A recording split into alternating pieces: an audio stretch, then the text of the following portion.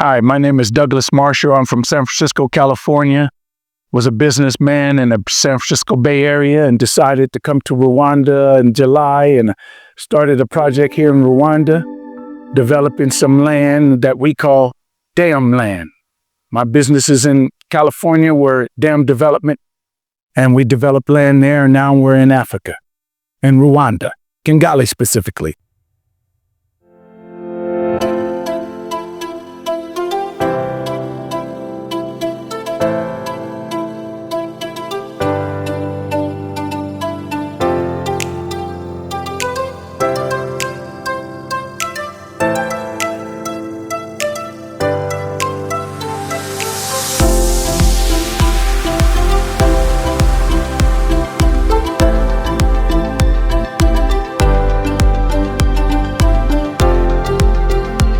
I'm actually one site that we're building on. That's the first building that's going up here. So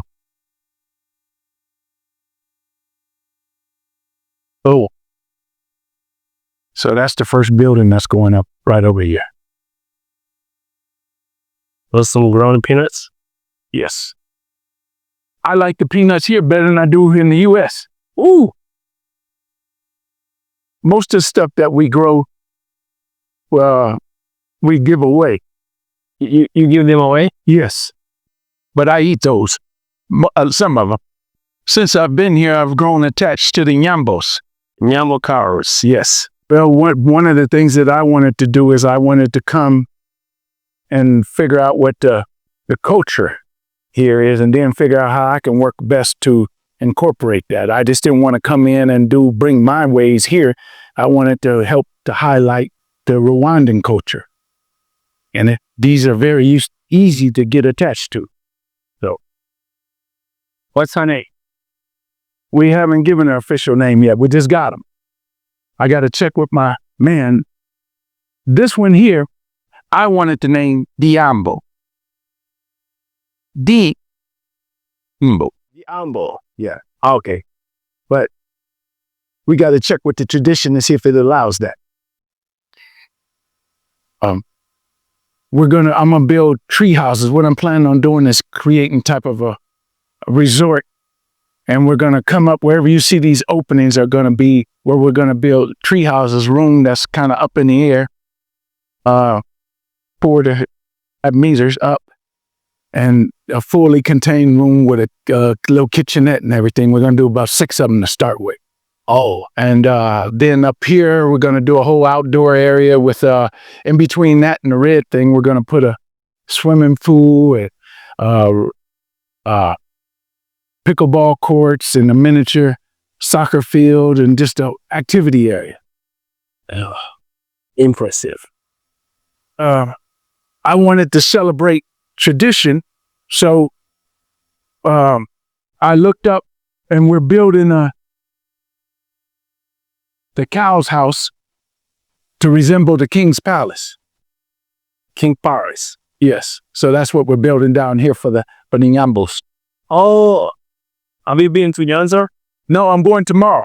Tomorrow? Yes. Oh, I've never been in that, but before I finish this, I want to go so I can know, what.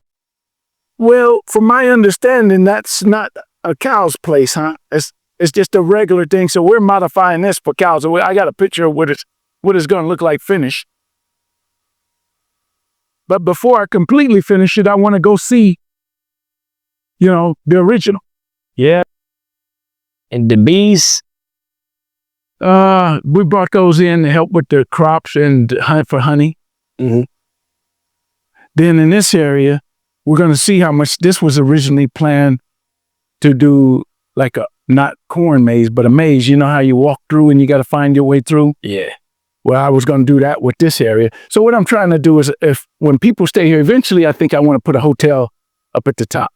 And then that one building I showed you's got 15 units down below. But I want to be able to offer people to kind of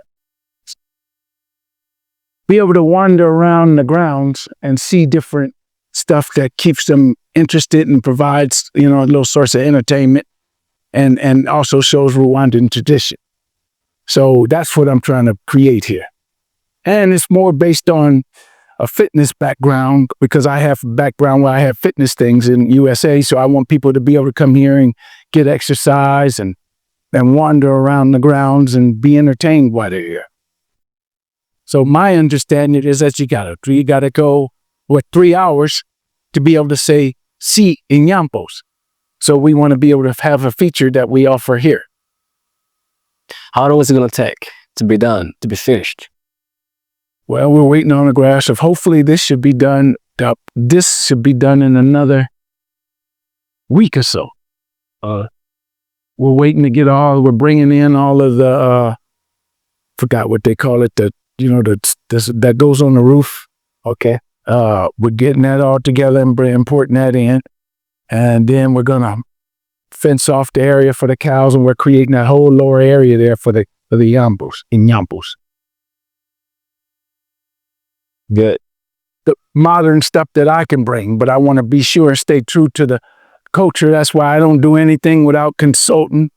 Like we got the guy, I forgot what you call him, the guy that's in charge of the cows, the Inyambos. So I make sure that as we're building this, that everything is whatever's best for the cows. And then the names that we name, I'm be sure that he's good with it.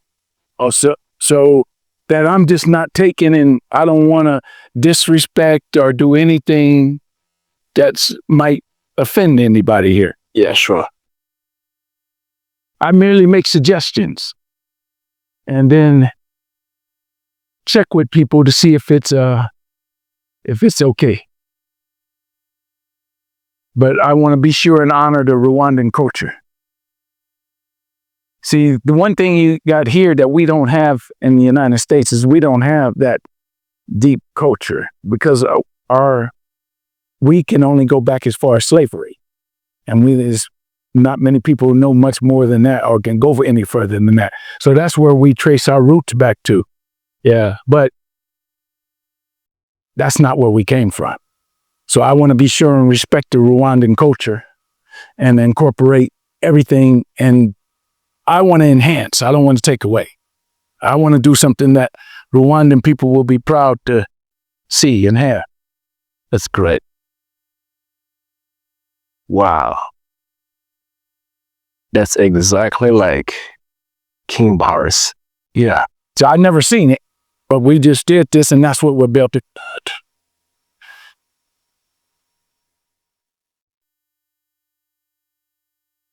This area here I built that's dedicated to my father. My father's ham. And I built this area here because when I first got this land, every time I looked at, none of this was here, but every time I looked at this tree, I couldn't help but think of him. So he's passed away now, and I got 2 brothers in here that have passed away, and I knew that my father would have loved to have been able to experience this. So this was the best way that I can figure to get him, is here. So this is him here. It's your father. Yes. What do you remember about your father? What is it? What do you remember about your father? Like the best thing you remember about him? Well, it's kind of funny because growing up, I didn't even think he liked me because he was real hard on us. But then when I went away to college, I realized what he was doing was trying to keep me out of trouble and staying strict. And the people that I grew up with, whose parents weren't strict, veered off in some wrong direction. So I realized what he was doing. So he went from being what I considered almost an enemy because he stayed on me to my best friend until the day he passed away. So from 18 on, when I realized what was going on, I had nothing but respect and for him. So this is my way of honoring him. That's really great. What do you have to tell to the young men who think because their father are being straight or being hard on him, they think maybe their father hates them? Well, that would probably be my kids. I would tell them that I made my mind up that I'm not here to be their friend. I'm here to teach you how to be a man and how to exist in society. So a lot of parents that I see nowadays want to be the kid's friend, and that's not helping the kid. I'm here to teach you how to be a man, how to be productive, and that not only have I done that with my kids, I'm doing it with my grandkids. So they don't necessarily I'm not their favorite person, but I don't care if I'm their friend or not. I'm here to teach you a lesson that you're going to maybe sometime, and like me, it took me 18 years to realize what was going on. So I don't care whether they like me or not, but you will remember what I teach you. That's really. Who's Marshall? That's my brother, my oldest brother. That passed away in 22. I'm 22. Oh, yes. And then that's my other brother that passed away in 2010. That's your sister? No, that's my wife's mother. Oh, your wife's mother. Yeah. Okay. None of these people got a chance to come to Africa, which, you know, I try to encourage every African American to go somewhere and visit some country in Africa. Like I told them, we were always discouraged from coming here. We were always told, oh, you can't go there. It's got to have this and got to have that. And it's not safe and it's not this. That's what we were always told as Americans.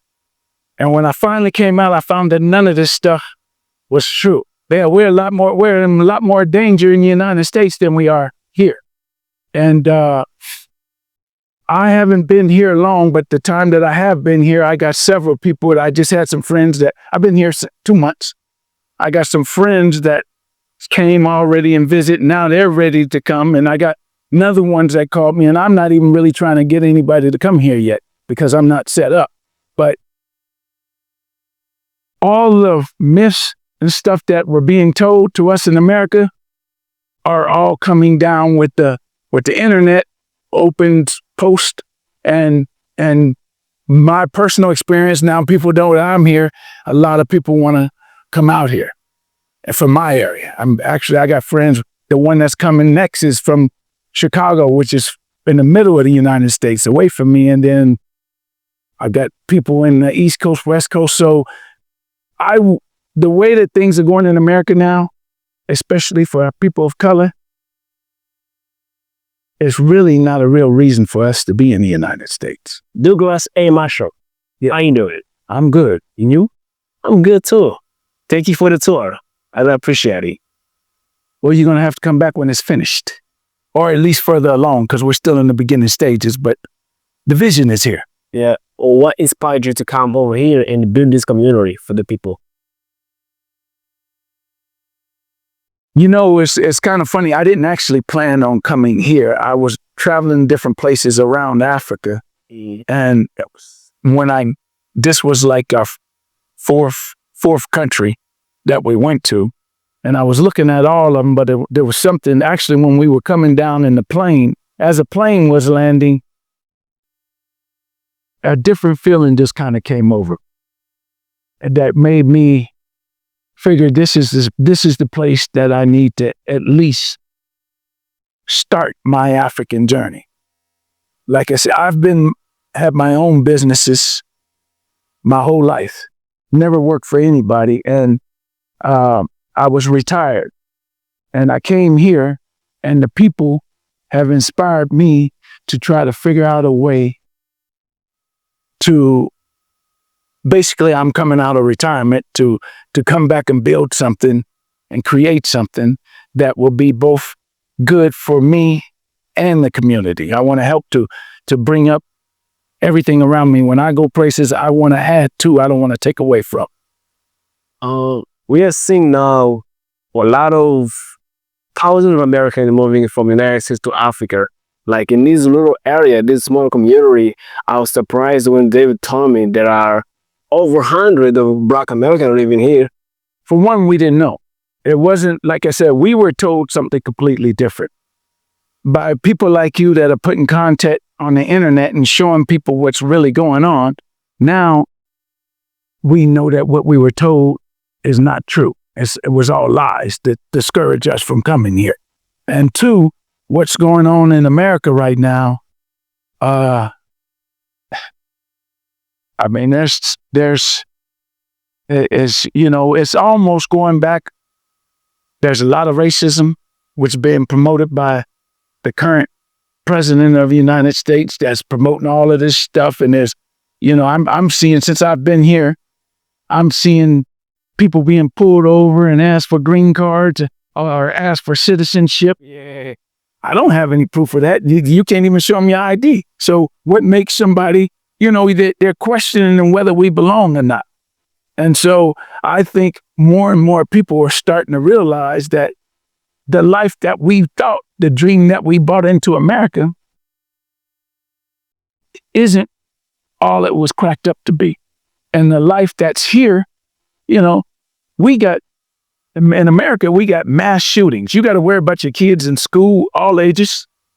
I was telling my man that runs everything here,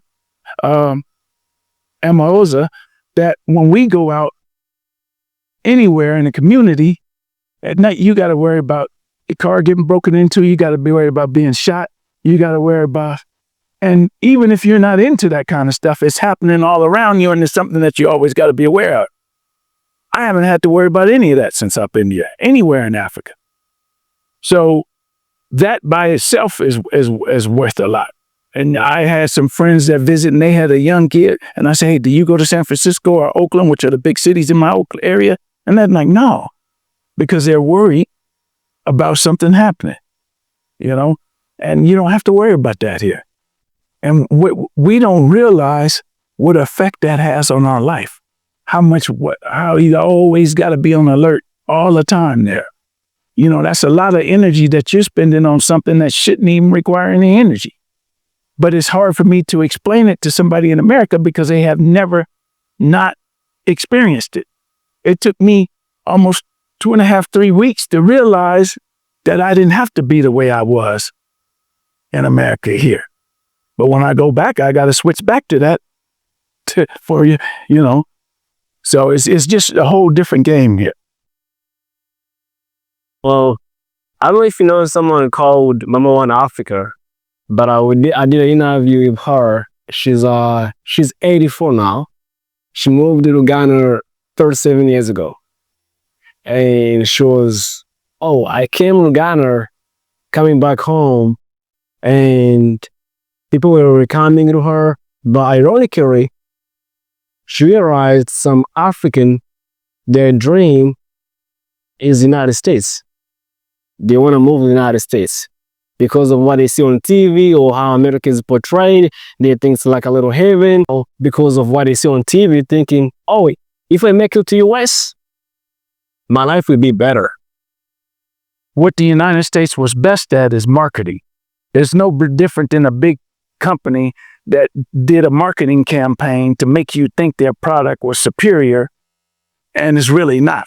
So that's what the United States has for it. It has that. It makes you think it's all of this stuff. And things are possible there, but things are possible here too. I see all the same opportunities here that I see over there. Matter of fact, I think more so now that Africa is the future. You guys got the youngest population in the world, my understanding, right? That's true. And it's only going to go up in time. So the future is in Africa. United States is kind of like on its way down. It's peaked and now it's coming down. It's no longer, it's struggling to stay up. The superpower, it's losing all of its credibility. People have overextended themselves there with credit. The government, they can't sustain most of the income generated in the United States by taxes and everything else is going to pay the interest on the debt. So that's not sustainable. It's no different than anybody else. The future is in Africa. And that's what, more so for my kids and my grandkids, which I am planning on bringing over here. But, go over there and visit if that's what you think you want to do in Africa. And you'll see that is, I don't understand why somebody would come here because everybody I know that's over there wants to come over here. Once they're educated and they have knowledge about different countries over here in Africa, they want to come over here.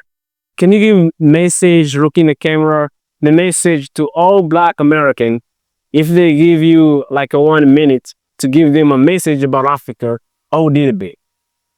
I would tell you, make your next trip to Africa Whatever climbing you want, whether it be mountains, beaches, whatever it is, it all exists in Africa. You need to come to Africa to experience, to see what it's like where we are celebrated, to see what it's like everywhere else I've been in the world, we're not celebrated, including the United States. Come here and get this experience, and I guarantee you won't regret it. Thank you so much, Idris. Thank you. Thank you for your time. It means a lot to me. Oh, thank you.